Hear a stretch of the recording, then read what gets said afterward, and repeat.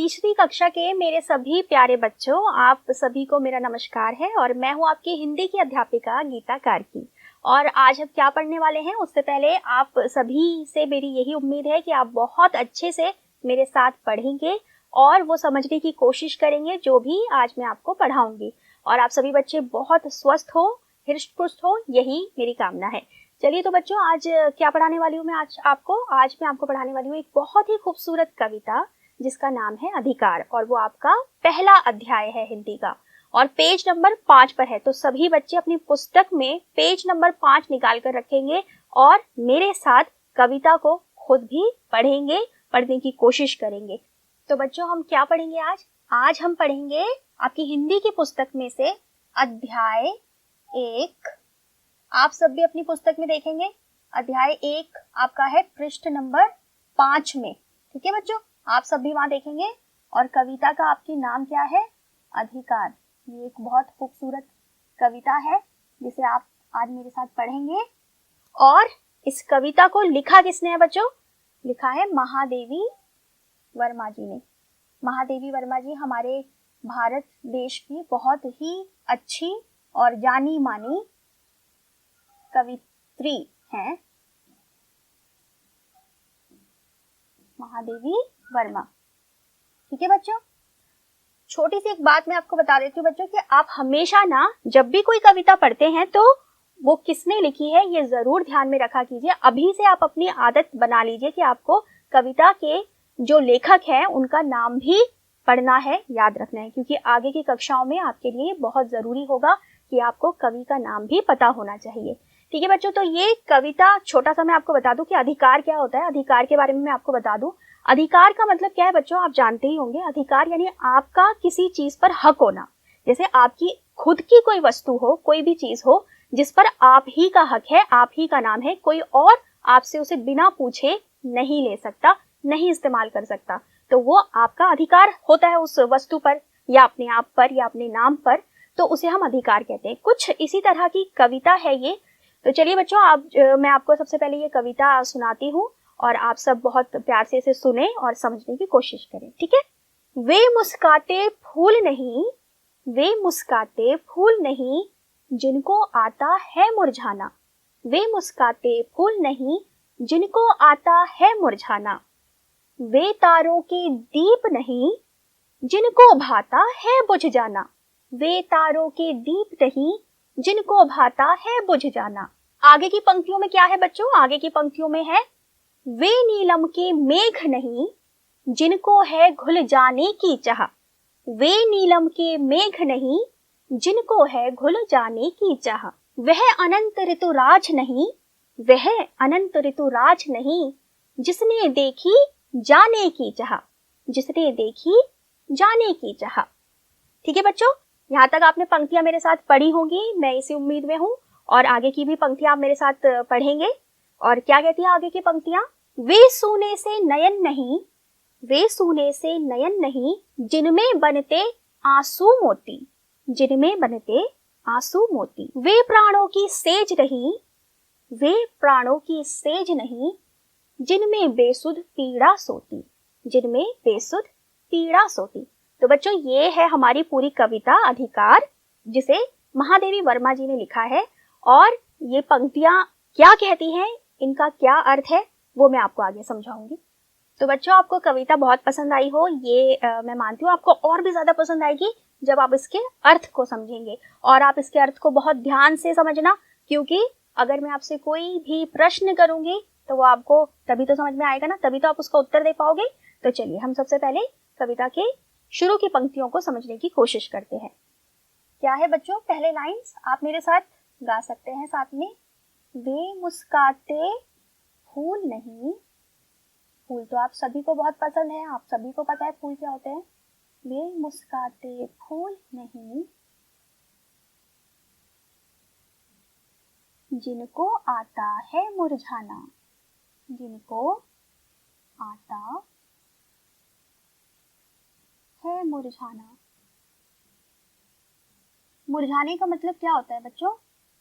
मुरझाना यानी कि देखो, आपने फूल देखे होंगे, वो बड़े खिले खिले से होते हैं, है ना, बड़े सुंदर से लगते हैं, लेकिन जब वो मुरझाने लगते हैं यानी खत्म होने लगते हैं तो हम क्या कहते हैं कि ये फूल मुरझा गया है। तो यहाँ दो पंक्तियों में क्या कहा गया है बच्चों कि फूल तो मुस्कुराते हैं, फूल हमेशा खिले हुए जो फूल होते हैं वो हमें हमेशा मुस्कुराते हुए नजर आते हैं, खिले हुए नजर आते हैं और ये फूलों का अधिकार है। फूलों को ये अधिकार मिला है भगवान की तरफ से कि उन्हें खिलना है, उन्हें रंग बिखेरने हैं, खुशबू बिखेरनी है। लेकिन साथ ही जो फूल खिलते हैं उन्हें कभी ना कभी मुरझाना भी होता है। तो उन्हें ये पता होना चाहिए, उन फूलों को इस अधिकार को भी मानना चाहिए कि एक बार खिलने के बाद वो आगे जाके मुरझाएंगे भी, यानी अपने खिलने के साथ साथ उन्हें अपने मुरझाने का अधिकार भी समझ आना चाहिए और ग्रहण करना चाहिए। ठीक है बच्चों, तो आगे क्या है पंक्तियां, आगे की पंक्तियां मैं आपको समझा देती हूँ। तो बच्चों आगे की पंक्तियां क्या कहती है, वे तारों के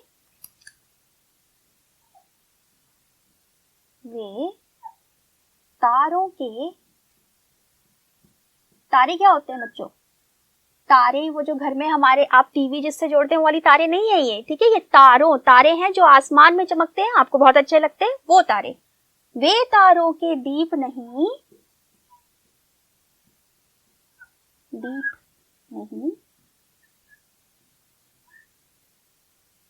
जिनको भाता है बुझ जाना, जिनको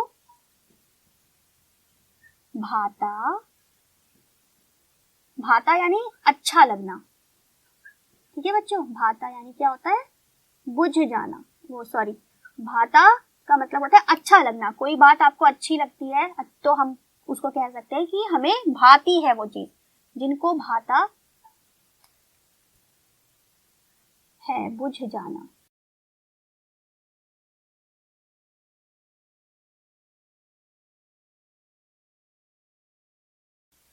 तो बच्चों ये जो दो पंक्तियां ये क्या कहती हैं, ये भी उसी तरीके से कही गई हैं जैसे फूलों के बारे में कहा गया कि तारे जो हैं आसमान में, जो तारे चमकते हैं रात के वक्त, आपने कई बार देखा होगा, कई बार उनके बारे में बात की होगी अपने मम्मी पापा से, तो वो तारे कितने सुंदर लगते हैं ना, और ऐसा लगता है कि आसमान में कहीं कोई दीपक जल रहा है ना। जैसे हम घर में दिवाली पे दीपक जलाते हैं, कुछ ऐसा ही लगता है ना कि आसमान में भी दीपक जले हुए हैं रात के समय, कितना सुंदर लगता है। तो ये उन तारों के बारे में बात हो रही है। और तारे क्या है, वो अपनी चमक की वजह से ही पहचाने जाते हैं। लेकिन क्या होता है जब सुबह होती है, वो सारे तारे ऐसा लगता है जैसे बुझ गए, है ना, चले गए कहीं और। तो उन तारों का ये अधिकार कि उन्हें दीपक की तरह चमकना है आसमान में, साथ ही उनका क्या अधिकार है कि सुबह होते ही उन्हें चले जाना है, क्योंकि सुबह का वक्त तो सुबह के लिए है, सवेरे के लिए है, रोशनी के लिए है, तो सूरज के लिए है।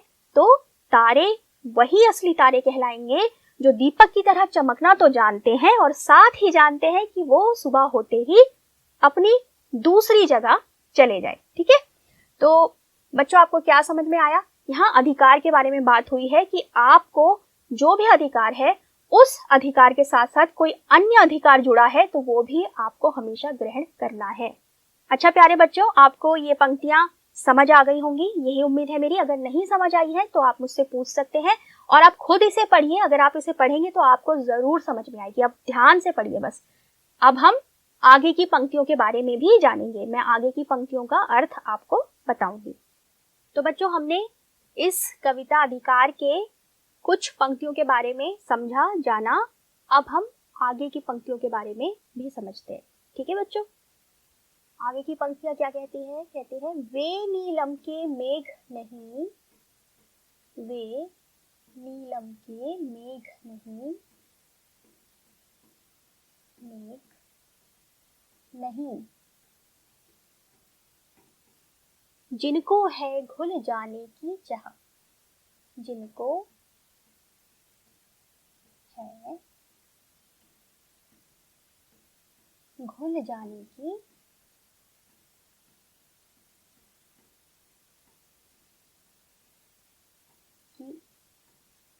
चाह।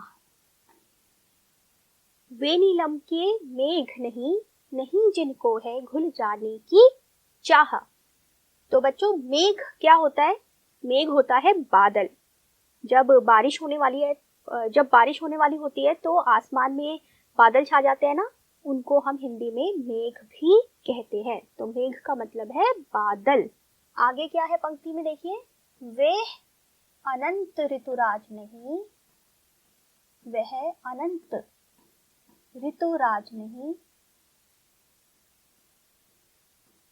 ऋतुराज नहीं, जिसने देखी जाने की चाह, जिसने देखी जाने की चाह।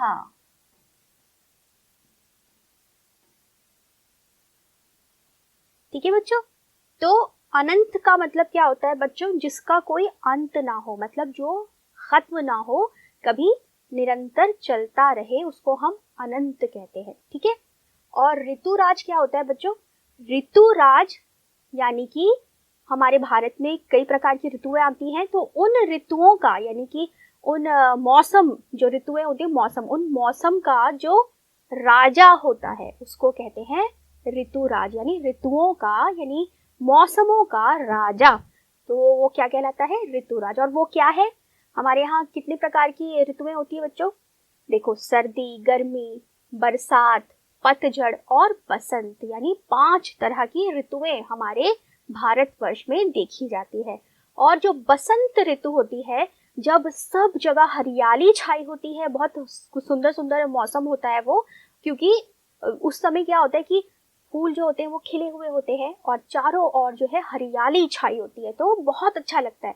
इसीलिए भारत में बसंत ऋतु को ऋतुओं का राजा कहा जाता है।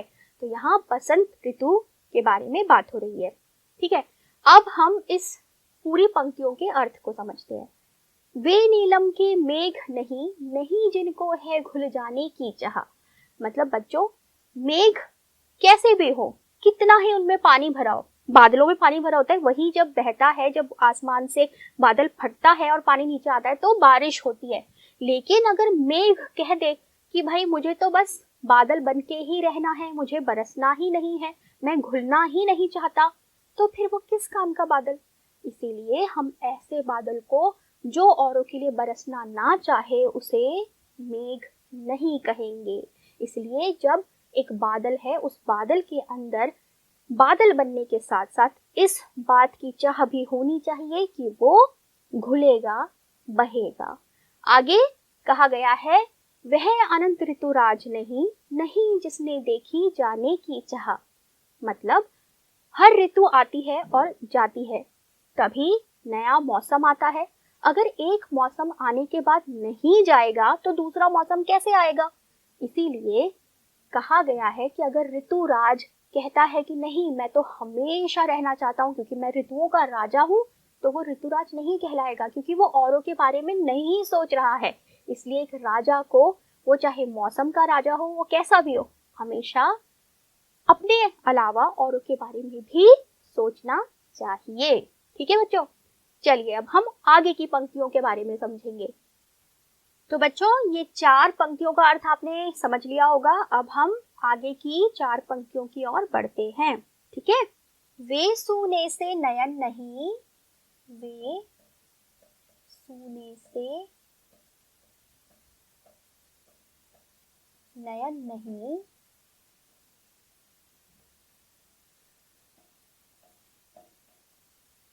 वे सूने से नयन नहीं, जिनमें बनते बनते आंसू मोती। ठीक है बच्चों, वे सूने से नयन नहीं, जिनमें बनते आंसू मोती। वे प्राणों की सेज नहीं, आगे देखिएगा बच्चों, वे प्राणों की सेज नहीं,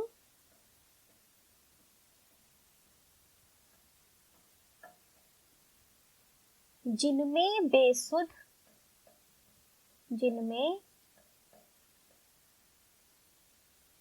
बेसुध पीड़ा सोती।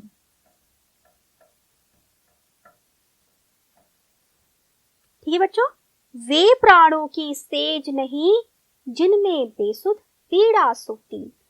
ठीक है, तो अब क्या कहा गया है इन पंक्तियों में कि हमारे नयन, नयन क्या होता है बच्चों? नयन होता है हमारा जो शरीर है उसका एक हिस्सा, हमारी आंखें। बहुत से बच्चों को पता होगा कि हमारे आंखों को और भी कई तरीके से पुकारा जाता है, आंख। ठीक है बच्चों, तो मैंने आपको क्या बताया कि नयन का क्या अर्थ होता है? नयन यानी कि हमारे नेत्र, यानी कि हमारी आंखें। ठीक है, तो यहाँ कविता में इन पंक्तियों में क्या कहा गया है? यहाँ कहा गया है कि वे सोने से नयन नहीं, नहीं जिनमें बनते आंसू मोती। ठीक है बच्चों, तो क्या होता है, हम आंखों से सिर्फ देखते नहीं है ना, कभी हमारा मन उदास होता है तो हम क्या करते हैं? रोते हैं।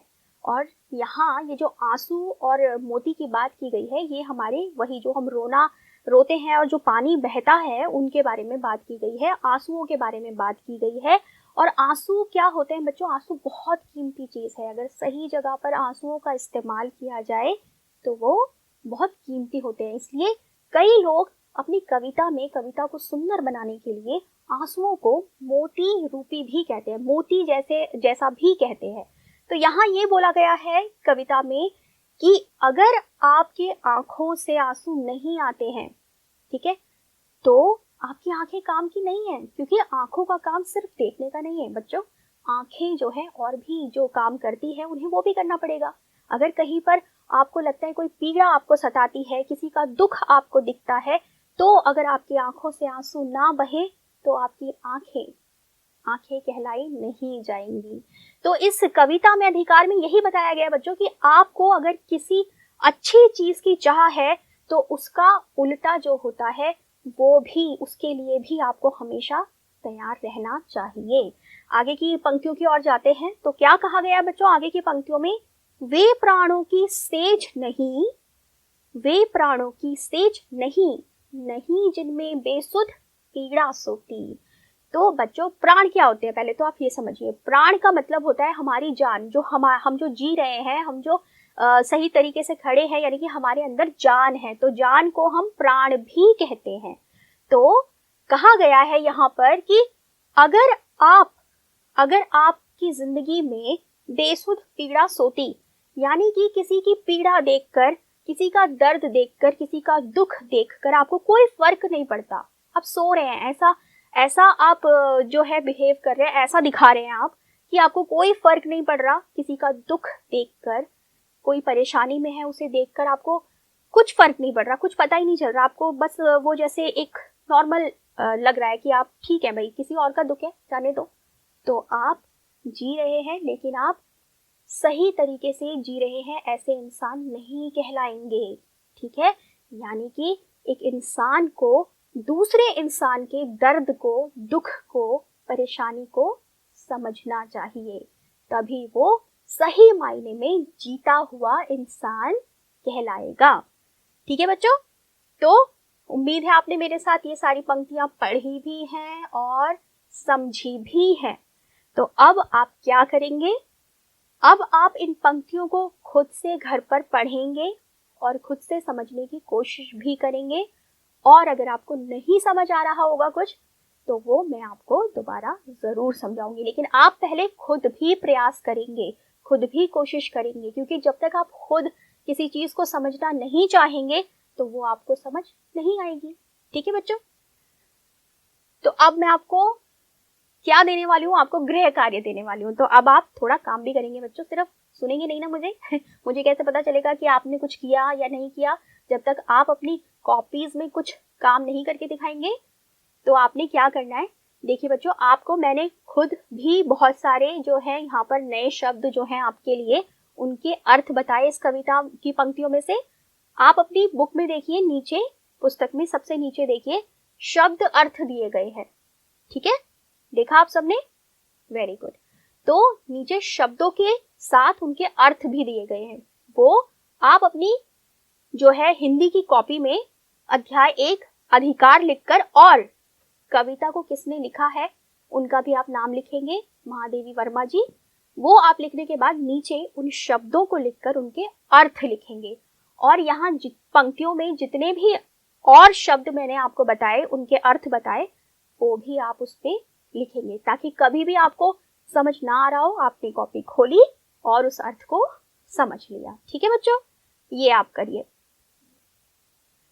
ठीक है बच्चों, तो मैंने आपको क्या कहा, क्या बताया मैंने आपको कि आपने क्या करना है। अपनी अपनी कॉपीज में, हिंदी की कॉपीज में आपको पाठ का नाम लिखकर उसके बाद जो नीचे शब्द अर्थ आपकी किताब के पेज नंबर 5 पर नीचे सबसे नीचे दिए गए हैं वो शब्द लिखने हैं, उनका अर्थ लिखना है। और जो मैंने आपको नए शब्द बताए जो यहाँ नहीं है, और जो मैंने आपको नए शब्द बताए और यहाँ नहीं है इस पुस्तक के पृष्ठ में, वो भी आपको लिखने हैं। ठीक है, और आपने ये बिल्कुल काम जरूर करना है बच्चों, क्योंकि आप बहुत अच्छे बच्चे हो। जब तक आप नहीं लिखोगे, नए बातों को नहीं समझोगे, आप साथ में बोल के लिखोगे तो आपको बहुत आसानी रहेगी उन बातों को समझने में भी और याद करने में भी।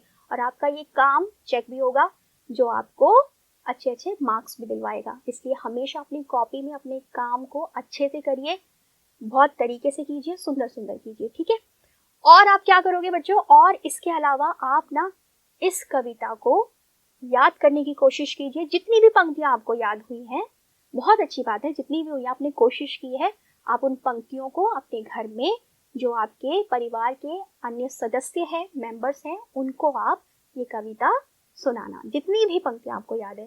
ठीक है, आप अपनी वीडियो बना सकते हैं, छोटी सी पंक्तियां पढ़ते हुए, सुनाते हुए। आप मतलब कहने का ये है कि आप इस पंक्तियों को, इस कविता को खुशी खुशी महसूस कीजिए, बोलिए और एंजॉय कीजिए। ठीक है बच्चों, तो आज हमने क्या पढ़ा, कविता अधिकार के बारे में, जहां हमें बताया गया है कि दुनिया में कोई भी वस्तु है या हम हैं, इंसान है, कोई भी है, प्रकृति में जितनी भी चीजें हैं, उन सबके पास कुछ अधिकार होते हैं, उनका कुछ काम होता है। ठीक है, तो वो जिस काम के लिए बने हैं उन्हें उस काम को जरूर करना चाहिए, उस काम से परे नहीं जाना चाहिए। उन्हें ये नहीं सोचना चाहिए कि हम ये काम नहीं करेंगे। जो उनका अपना काम है वो जब तक उसे नहीं करते, वो सही मायने में उन सब बातों का अधिकार नहीं रखते जो उन्हें मिला है। ठीक है बच्चों, तो नेक्स्ट क्लास में, अगली कक्षा में मैं आपसे फिर से मिलूंगी और कुछ नई बातें आपको बताऊंगी, समझाऊंगी। कोशिश करूंगी कि आप बहुत इंजॉय करके, मजे लेकर वो पढ़ें और समझें। तब तक आपको जो बताया गया आप वो करेंगे। ठीक है।